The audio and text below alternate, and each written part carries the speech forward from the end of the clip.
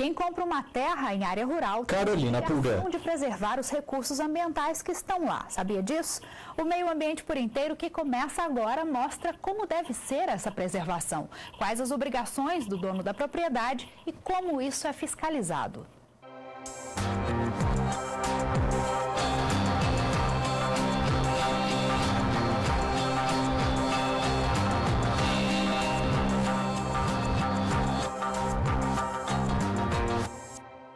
Reserva legal. Essa expressão está na Lei 12.651 de 2012, mais conhecida como Novo Código Florestal. Na prática, a legislação diz que todo proprietário de uma área rural tem no imóvel um percentual de terra que precisa ser preservado.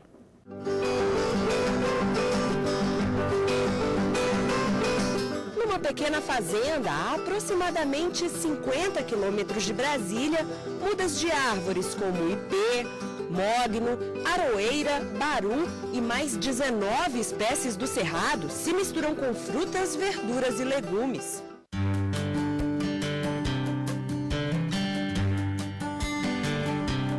Tudo isso plantado em uma área destinada à conservação e reabilitação da mata nativa e ao uso sustentável dos recursos naturais. É a chamada reserva legal, prevista no artigo 3º do novo Código Florestal.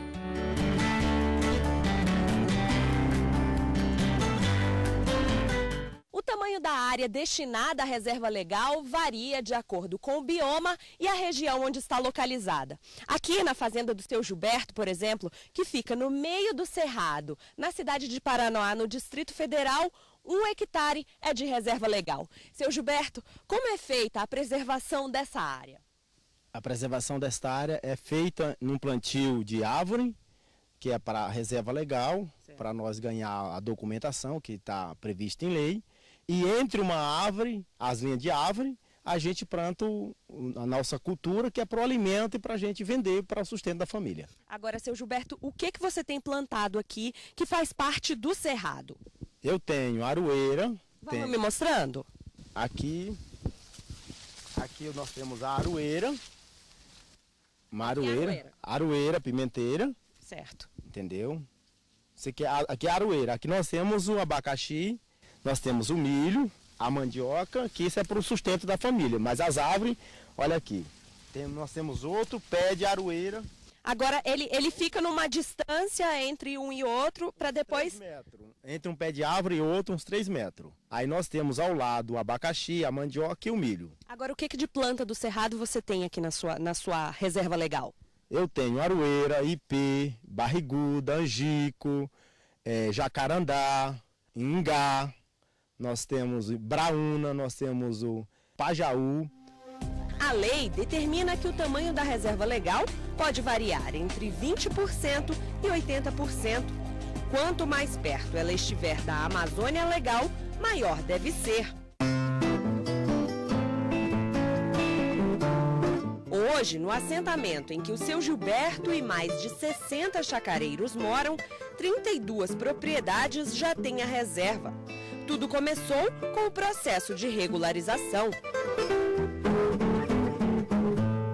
Então, a comunidade, nós nos reunimos e fomos procurar soluções, meios de implementar reservas legais aqui com custo que fosse acessível para nós, ou seja, encontrar patrocínio. E a gente, junto com a comunidade, começou a desenhar o que a gente queria. E a gente chegou ao consenso de que o sistema agroflorestal seria muito interessante, que dessa forma, enquanto a gente está construindo a nossa reserva legal, plantando as árvores de interesse do bioma cerrado, a gente também está plantando as outras culturas que garantem o sustento da família e a diversidade de alimento na mesa. Não tem nem mensuração a importância de reserva legal aqui. Ela vai melhorar o microclima da propriedade, vai promover as interações aí da micro e macrofauna, né? Vai estar produzindo alimento para uma maior diversidade de animais que estão sofrendo aí nesse bioma com tanta monocultura, eles não vão encontrar muito onde se abrigar, e reserva legal vai estar fazendo isso. Os sistemas radiculares das plantas vai estar promovendo a infiltração de água nesse solo, porque todo mundo aqui depende de cisterna, de poço artesiano,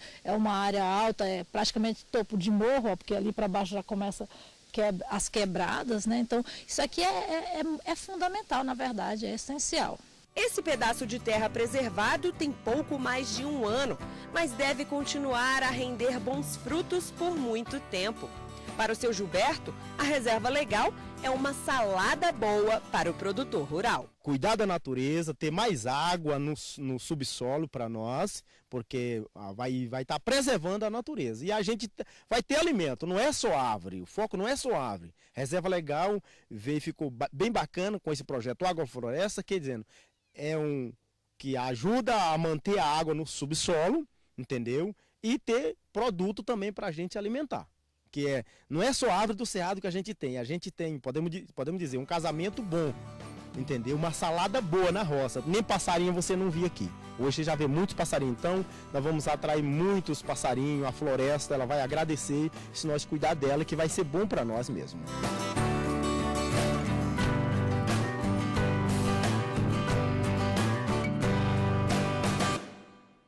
E para falar sobre a reserva legal, o Meio Ambiente por Inteiro recebe o assessor do Departamento de Fomento e Inclusão Florestal do Serviço Florestal Brasileiro, Marcelo Ramos. Bom, vamos diferenciar então, Marcelo, a reserva legal das APPs, as áreas de preservação permanente.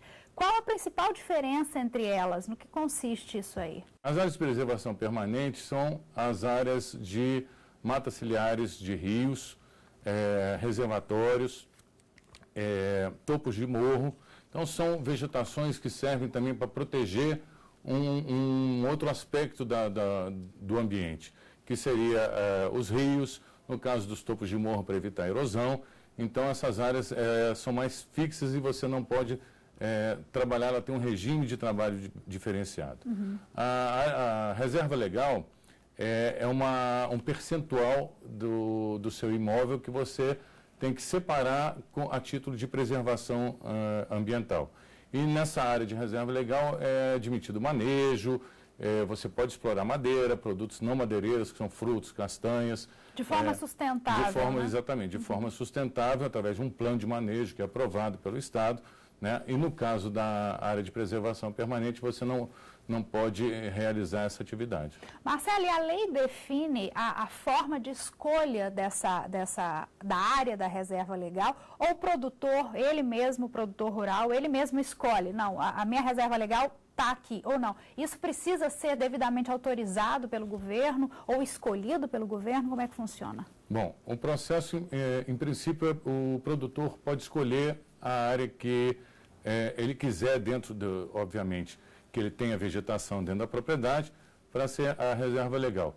O Estado tem a atribuição de observar alguns aspectos, que seriam a formação de corredores ecológicos, as áreas de relevante interesse para a biodiversidade, em comum acordo. Então, se houver alguma divergência no que o proprietário escolheu, o poder público pode sugerir uma outra área dentro do imóvel, observando, em primeiro lugar, a ocorrência de vegetação nativa dentro da propriedade. Marcelo, e no caso de venda da propriedade ou desmembramento da propriedade, ela pode ser desmembrada na reserva, abrangendo a área da reserva legal, ou isso não é possível? Bom, ela é possível, tá? Você tem que observar alguns aspectos que estão no Código Florestal, que tem um marco legal de 22 de julho de 2008, que foi a edição da Lei de Crimes Ambientais. Então, a norma fala que tudo que você, como era a sua propriedade antes dessa época, ela tem que ser preservada. Então, se eu tinha uma reserva legal naquela época e eu particionei este imóvel, aquela reserva legal ela não pode ser diminuída. Então, o que é o mais indicado é que você venda até um imóvel com o seu percentual de reserva legal, com a sua parcela de reserva legal. Senão você vai ficar com excedente de reserva legal que você não pode desconstituir, né? E aquele novo proprietário vai ficar com um lote sem reserva legal, onde ele vai ter que providenciar a reserva legal naquela área. Ou ele pode usar uma compensação naquele imóvel originário. Um ponto importante que você tocou agora, falando então em compensação ou em déficit de reserva legal, quando o proprietário não tem, quais são as formas de resolver isso? O novo código traz possibilidades para que isso seja resolvido da melhor maneira? Existe a compra e venda de reserva legal também, né? Quais são as possibilidades abordadas aí pelo novo Código Florestal, Marcelo? Bom, o Código estabelece diversas alternativas para você recuperar aquele passivo que você tem na sua propriedade ou você resolver aquele problema, que seria, em primeiro lugar, a recuperação da área. Então, você, através do plantio, você recupera uma área que foi degradada, que seria a sua reserva legal. Você pode optar por regeneração natural. Então, dependendo do tipo de vegetação, você, isolando aquela área, a vegetação volta a nascer, ou você usa a compensação. A compensação pode ser feita também de diversas maneiras. Você arrendando parte do excedente de uma outra propriedade, você adquirindo áreas dentro de unidade de conservação que não foram desapropriadas e doando ao poder público.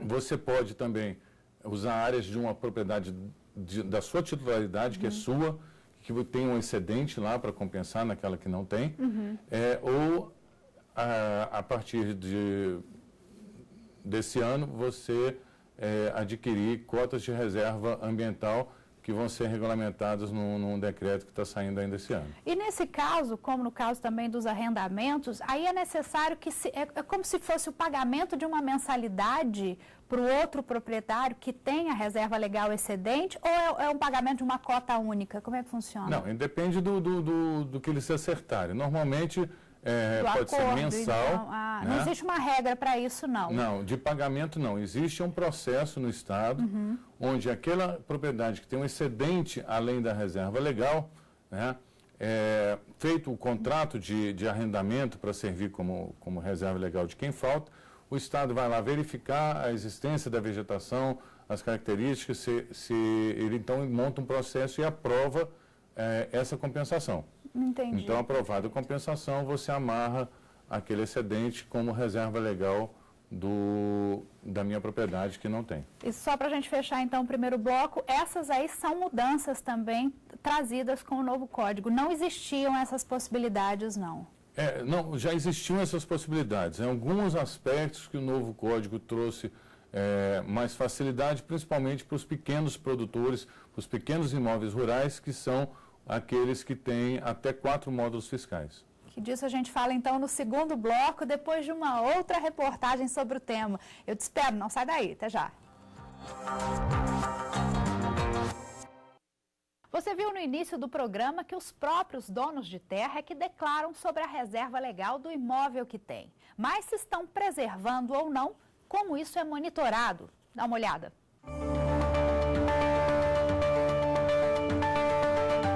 A reserva legal auxilia no equilíbrio do ecossistema, protege as nascentes. O uso sustentável dessas áreas faz com que a fauna encontre nesses limites um refúgio. São áreas que ela guardam uma função ecológica muito importante. A possibilidade de você ter o uso sustentável dessas áreas, com a aprovação de um plano de manejo sustentável, a possibilidade de você ter refúgio de fauna, a possibilidade de você ter o planejamento da paisagem da sua propriedade e uma das grandes atributos, a garantia da proteção de nascentes, né, de cursos d'água, especialmente num momento como esse de crise hídrica, onde a propriedade precisa de qualidade e quantidade de água para poder ter sua produção agrícola sustentável, respeitando o meio ambiente. Então, a reserva legal, ela acontece nos remanescentes de vegetação nativa, são esses polígonos apontados de verde, aonde ela cumpre essa função, por exemplo, nesse caso de proteger 2 nascentes, todos esses círculos azuis são nascentes naturais para cursos d'água que geram cursos d'água aqui de 10 metros de largura, e aqui, por exemplo, essa reserva está protegendo 2 nascentes, e sempre elas acontecem em áreas de vegetação nativa ou em áreas de regeneração da vegetação. Ficar de olho nessas áreas que precisam ser protegidas pode parecer uma tarefa difícil, mas com a ajuda do CAR, Cadastro Ambiental Rural, isso ficou mais fácil. O monitoramento está previsto no novo Código Florestal. Hoje o cidadão, através do programa, do sistema CAR, no caso do DF, o SICAR, ele entra através do site específico para isso. Então ele baixa um módulo, que a gente chama de módulo de cadastro, e através desse módulo de cadastro ele faz no seu próprio computador o seu cadastro, né, que é o Cadastro Ambiental Rural, emite aí o arquivo para os servidores do Ministério do Meio Ambiente, que é responsável, né, nacionalmente por isso, e futuramente os mesmos técnicos que analisavam a reserva legal nos processos de papel que entravam no órgão ambiental, vai ter acesso a essas informações para poder validar o CAR. Então hoje avança-se para um procedimento totalmente eletrônico, porque o CAR é um cadastro eletrônico, e que inclusive busca-se mais informações além apenas a reserva legal e a APP. Porque o CAR ele evolui para uma avaliação também de reserva legal, APP, área de uso restrito, área de uso consolidado, remanescente de vegetação nativa, que são as áreas que são ainda nativas na propriedade, são as áreas verdes nativas na propriedade, enfim, existe toda uma busca das nuances ambientais, né, muito mais complexas do que simplesmente o processo de reserva legal que anteriormente era feito. É daqui do Serviço Florestal Brasileiro que é feito o monitoramento das reservas legais de todo o país. Por meio de imagens de satélite como estas, o Ministério do Meio Ambiente tem acesso aos mais de 500 mil cadastros ambientais rurais. A gente faz uma checagem, um filtro, se o proprietário ou postor rural está de fato declarando a sua reserva legal nas áreas de vegetação nativa. Então, se eventualmente ele fizer uma declaração equivocada, colocando uma reserva legal numa área já consolidada, o filtro automático do sistema SICAR já aponta, olha, há um indicativo que o senhor está colocando sua reserva legal numa área de plantio, o que a legislação não permite. Ou seja, ele notifica o proprietário, olha, há um indício de uma declaração inválida ou incorreta, já que essa reserva legal tem que estar necessariamente nesses remanescentes nativos ou em área de regeneração. A maior parte dos cadastros já realizados está no norte do país, com mais de 60%. Depois vem a região centro-oeste, seguida pela sudeste, nordeste e pelo sul do Brasil. São os próprios donos das terras que prestam informações no cadastro. Quem analisa os dados são os profissionais de órgãos ambientais dos estados e da União. De acordo com o diretor de Fomento e Inclusão Florestal do Serviço Florestal Brasileiro, a partir do CAR é possível fazer um trabalho de gestão ambiental em todo o país. O cadastro ambiental rural ele não é só um cadastro do ponto de vista de levantar informações.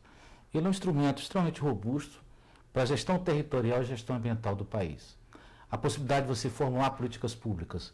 Na medida que você tem informação das propriedades rurais, você pode destinar políticas públicas de recuperação de bacias hidrográficas críticas, de recuperação de área de preservação permanente, de combate ao desmatamento, da possibilidade de você gerar incentivos econômicos e remuneração específica para quem tem ativo florestal, para quem guarda a floresta, quem preservou os ambientes florestais e tem ativos florestais, você tem a possibilidade, por meio do cadastro, por intermédio do cadastro, confirmar que esse excedente existe e ter remuneração por pagamento de serviços ambientais, por exemplo. A lei determina que até maio deste ano, mais de 5 milhões de propriedades rurais devem estar inseridas no CAR.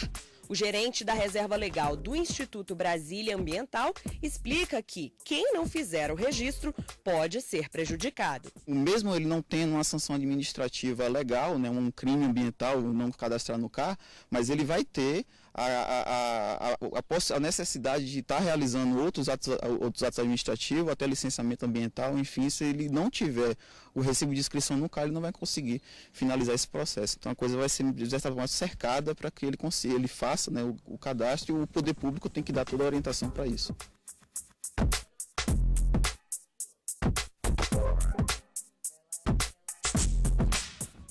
Já voltamos com o nosso papo aqui no estúdio e eu recebo hoje o assessor do Departamento de Fomento e Inclusão Florestal do Serviço Florestal Brasileiro, Marcelo Ramos. Marcelo, acabamos de ver uma reportagem aí sobre o monitoramento dessas áreas de reserva legal. Mas diante disso eu te pergunto o seguinte, ainda existe muito desrespeito por parte dos produtores rurais em relação a essa preservação da reserva legal ou já existe uma conscientização no sentido contrário? Bom, a gente tem visto exatamente o que você falou, uma maior conscientização, principalmente daqueles imóveis rurais que fazem uso extensivo da sua área.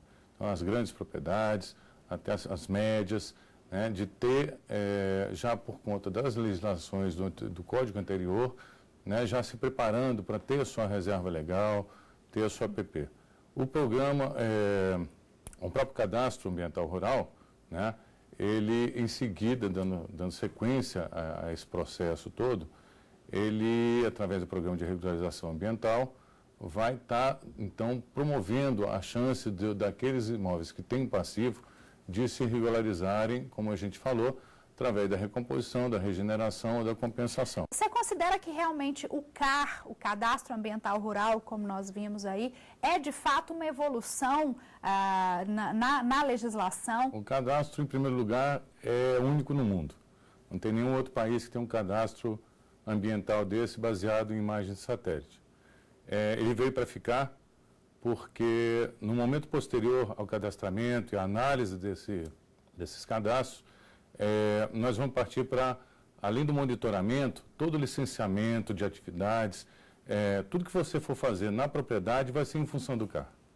Em função do registro, do cadastro que você tem lá. E ele está disponível para todo mundo ver ou ele é sigiloso, Marcelo? Como é que funciona essa questão? Bom, inicialmente, no primeiro momento vão ser colocados dados estatísticos dentro do site do CAR, mas a princípio os dados são sigilosos, né, são amparados pela lei, porque são informações pessoais, né, mas as áreas, aquilo que tem que ser recuperado, ele vai ser divulgado, né, no momento oportuno, porque a gente tem que passar primeiro por uma análise dos cadastros para poder contabilizar o que tem que ser recuperado e o que a gente tem até de excedente de vegetação no Brasil. Você me disse que ele é único no mundo, né? A legislação brasileira tomou por base o quê? Alguma situação concreta? Como é que foi a criação e o desenvolvimento desse cadastro ambiental rural? O Código Florestal fala de um cadastro, né? E a gente sofisticou isso. Então, para você poder monitorar sem ter que ir a campo, e o Brasil é um país de dimensões infinitas, né?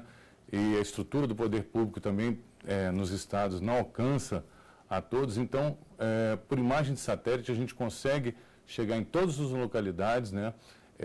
Saber por intermédio de tecnologias quanto que a gente tem de vegetação ou não, em função daquilo que a pessoa declarou, e aí vai se dar a gestão, então, do campo, né, dos imóveis no aspecto ambiental. Então, isso, na verdade, foi um desenvolvimento do que já existia, já era previsto, mas não era tão desenvolvido assim, é por aí?